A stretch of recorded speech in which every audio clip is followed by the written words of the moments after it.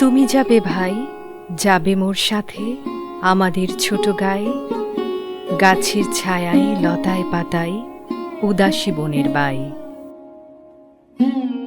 পল্লীকবি জসিমউদ্দিনের জন্মভূমি পদ্মা নদীর তীরে গড়ে ওঠা ফরিদপুর রাজধানী ঢাকা থেকে ১১৬ কিলোমিটার দূরে অবস্থিত। ফরিদপুর পৌরসভা ১৯৮৬ সালে ক শ্রেণীর পৌরসভাতে উন্নীত হয়। ৬৬.২৪ বর্গ কিলোমিটার আয়তনের এই শহরে ২০২২ সালের হিসেব অনুযায়ী জনসংখ্যা প্রায় ২,৩৭,২৬৬ জন, যার মধ্যে ১৫% হল নিম্ন আয়ের জনগোষ্ঠী।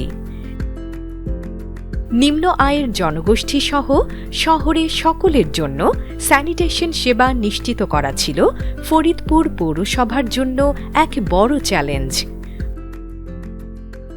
তখন আর কি নদীর পাশে ছিল ঝোড় জঙ্গল। ওই ঝোড় জঙ্গলে আমরা বাথরুমে যাইতে পারতাম না। আমরা ওই পাশে যাই, আমরা মলি বাঁশের বেড়া দিয়ে বাঁশ দিয়ে আমরা বাথরুমে যেতাম। পর্যাপ্ত স্বাস্থ্যকর টয়লেটের অভাব ও কার্যকর পয়ঃবর্জ্য ব্যবস্থাপনার সীমাবদ্ধতা জনস্বাস্থ্য, পরিবেশ ও নাগরিক জীবনযাত্রার ওপর নেতিবাচক প্রভাব ফেলছিল।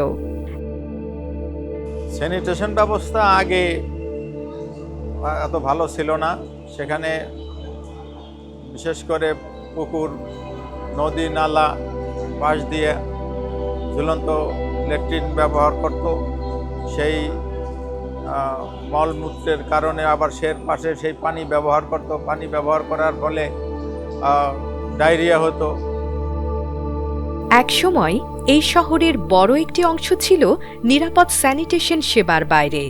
খোলা ড্রেন, অপরিচ্ছন্ন ল্যাট্রিন এবং অনিরাপদ পয়ঃবর্জ্য ব্যবস্থাপনা ছিল এই শহরের প্রতিদিনের চিত্র।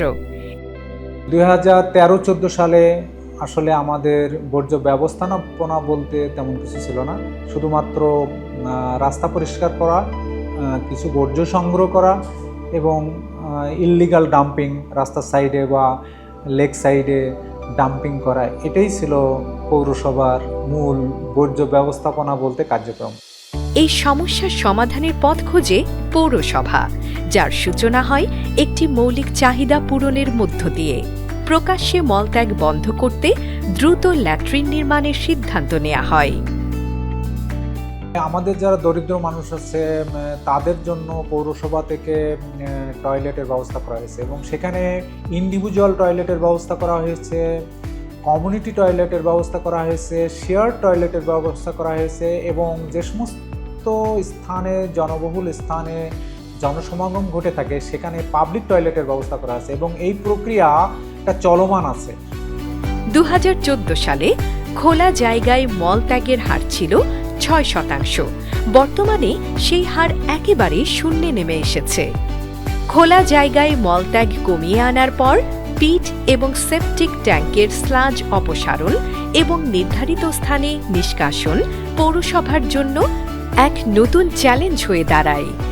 আমরা এই চ্যালেঞ্জগুলোকে রিকভার করার জন্য এমপিআরদের যে স্বাস্থ্য সুরক্ষার জন্য আমরা প্রথমে চিন্তা করি যে কীভাবে ছোট্ট টেকনোলজি দিয়েই কীভাবে ফিকাল স্লাজটাকে কালেকশন করা যায়। ফার্স্ট হচ্ছে ম্যানুয়াল গালফার তৈরি করি। এর পাশাপাশি হচ্ছে আমরা ম্যানুয়াল থেকে আর কিছুদিন পরে আবার আমরা এটাকে মোটরাইজে যাই। এরপর শুরু হয় উন্নত প্রযুক্তির ভ্যাকু ট্যাগের ব্যবহার, কিন্তু সরু রাস্তায় এটি পৌঁছাতে ব্যর্থ হওয়ায় ফরিদপুর পৌরসভায় নিজস্ব উদ্যোগে নির্মিত হয় গুপ্তধন সার্ভিস নামের নিজস্ব ভ্যাকু ট্যাগ। এখানেই শেষ নয়, সংগ্রহ করা বর্জ্য খোলা পরিবেশে ফেলে দেয়া হলে সব উদ্যোগ ব্যর্থ হবে। তাই ফরিদপুর পৌরসভা নির্মাণ করে একটি আধুনিক ফিকাল স্লাজ ট্রিটমেন্ট প্ল্যান্ট, যা প্রতিদিন 24,000 লিটার বর্জ্য পরিশোধন করতে পারে। পরিশোধনের পর সেই বর্জ্য থেকেই তৈরি হচ্ছে পরিবেশ বান্ধব জৈব সার। এফএসটিপি সাইটেই গড়ে তোলা হয়েছে compost research and training centre, যেখানে এফএসএম ব্যবস্থাপনা, পরিচালনা ও রক্ষণাবেক্ষণ বিষয়ে নিয়মিত প্রশিক্ষণ দেওয়া হচ্ছে। পিট ও সেপটিক ট্যাঙ্ক খালিকরণ সেবা সবার জন্য নিশ্চিত করার জন্য পৌরসভা স্থাপন করেছে এফএসএম কর্নার। নির্ধারিত ফর্ম পূরণ ও পরিষ্কারকরণ ফি জমা দিয়েই নাগরিকরা পাচ্ছেন এই সেবা। দরিদ্র ও নিম্ন আয়ের জনগোষ্ঠীর জন্য পৌরসভা ভর্তুকি প্রদান করে নিশ্চিত করছে এই সেবার সমান সুযোগ। আমরা ইউজার চার্জ কমিয়ে দিলাম, যে ফার্স্ট টিপ 1200 টাকা, সেকেন্ড টিপ 1000, থার্ড টিপ 800 টাকা, এবং যারা একেবারেই দরিদ্র এবং তাদের জন্য 700 টাকা। এটা কিন্তু ইনক্লুসিভনেসের প্রথম ধাপ এবং প্রধান ধাপ আমরা মনে করি। একই সঙ্গে কঠিন বর্জ্য ব্যবস্থাপনাতেও নেওয়া হয়েছে পরিবেশ বান্ধব পদক্ষেপ। বিশেষ করে প্লাস্টিক বর্জ্যকে জ্বালানিতে রূপান্তরের উদ্যোগ নেওয়া হয়েছে। অ্যাকচুয়ালি প্লাস্টিক পাইরোলাইসিস প্ল্যান্টে আমরা পলিথিনটা কালেকশন করি। আমাদের যে সকল প্লাস্টিক ভাঙ্গারি কোঅপারেটিভ আছে তাদের মাধ্যমে হচ্ছে আমরা প্ল্যান্টেই প্লাস্টিকটাকে আমরা কালেক্ট করি 25 টাকা কেজি হিসেবে। প্রথমে পলিথিনটাকে কুচি কুচি করে কেটে নেই, এরপর হচ্ছে আমরা ধৌত করি। ধৌত করার পরে হচ্ছে এয়ার ড্রায়ারের মাধ্যমে পলিথিনটাকে শুকাই নেই। সেই শুকনো পলিথিনটাই পাইরোলাইসিস মেশিনের র মেটেরিয়ালস হিসেবে আমরা ব্যবহার করি। দেন হচ্ছে আমরা পাইরোলাইসিস ফুয়েলটা পাই। আমাদের আরও যে উদ্দেশ্য সেটি হলো যে জিরো ওয়েস্ট পলিসিতে আমরা যেতে চাই, কোন সার্কুলার ইকোনমি আমরা অ্যাডাপ্ট করতে চাই, বর্জ্যকে আমরা সম্পদে পরিণত করতে চাই, আমরা ওয়েস্ট উইদাউট প্রসেসিং আমরা ছেড়ে দিতে চাই না। এই প্রযুক্তি ও অবকাঠামো নির্ভর পরিবর্তনের পেছনে ছিল একদল পরিচ্ছন্নতা কর্মীর অসামান্য অবদান। একসময় যারা ছিল সমাজের চোখে অবহেলিত, তারাই আজ এই পরিবর্তনের অন্যতম কারিগর। বর্তমানে ফরিদপুরে স্যানিটেশন কর্মীদের 10টি সমবায় সমিতি রয়েছে, যার মধ্যে 3টি নারী নেতৃত্বাধীন। এই সকল সমিতিতে এখন মোট সদস্য সংখ্যা 250 জন, যাদের রয়েছে নিজস্ব ব্যাংক অ্যাকাউন্ট এবং একটি কার্যকরী পরিচালনা কাঠামো। উপকৃত হয়েছি আমরা, যে আমাদের যেটা মর্যাদা আছে, আমরা পরিচ্ছন্নতা কর্মী, আমরা পরিচ্ছন্নতার কাজ করি, কিন্তু আমাদের জীবন মান এগুলো আমরা কিছুই বুঝি না, আমাদের কোনো যে সম্মান আছে এগুলো আমরা বুঝি না। এই বিভিন্ন ট্রেনিংয়ের মাধ্যমে আমরা নিজেদের মূল্যায়ন, নিজেরা কিভাবে সুস্থ থাকব, এই সমস্ত আমরা এই ইসের মাধ্যমে, ট্রেনিংয়ের মাধ্যমে জানতে পারি এবং আমরা শিখি। আগে আমরা স্যান্ডেল বাইতে কাজ করতাম, বাড়ির পিছিয়ে গেলে হাত পাও কাটে যাইতো, একটা দুর্ঘটনা হইতো, ট্যাঙ্কির ভিতরে নামতে হইতো রিস্ক নিয়ে। মানুষ বিভিন্ন জায়গায় শুনছি যে মারাও গেছে। আমরা এখন এই পৌরসভার মাধ্যমে আমরা ট্রেনিং করার পর এখন আমরা এই ভেকুট্যাগ দিয়ে কাজ করি, সেফটি নিয়ে কাজ করি, গামবুট, মাস্ক, হ্যান্ড গ্লোভস, মাথার ক্যাপ, এইগুলো নিয়ে আমরা কাজ করি। এখন আমরা আগের চেয়ে খুব নিরাপদ। আর আরও একটা বড় যে জিনিসটা আমরা পাইছি, স্বাস্থ্য সুরক্ষা বিমা, যে একটা বিমা করা হয়েছে, সেই বিমা আমরা অসুস্থ হয়ে গেলে চিকিৎসা হলে সেই চিকিৎসার থেকে আমরা এই বিমার থেকে টাকা পাই।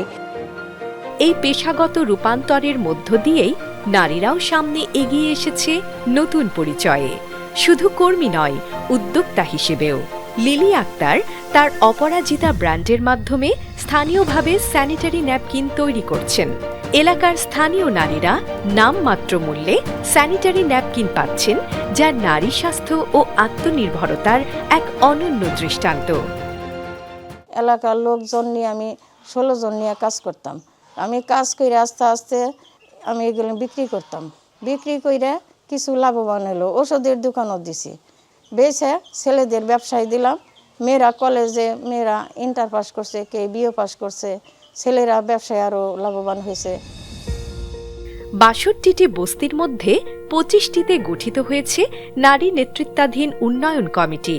তারা নিজেদের এলাকার প্রয়োজন নিজেরাই চিহ্নিত করছেন, অংশ নিচ্ছেন কমিউনিটি অ্যাকশন প্ল্যান প্রণয়নে।